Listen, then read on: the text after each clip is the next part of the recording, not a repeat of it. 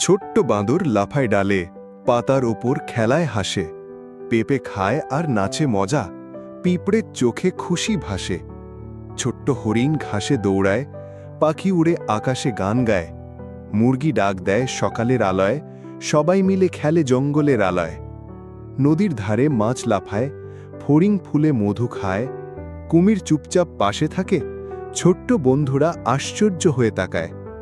বৃষ্টির ফোঁটা পড়ে মাটিতে, ভেজা মাটিতে নাচে সকলে জোড়ায়।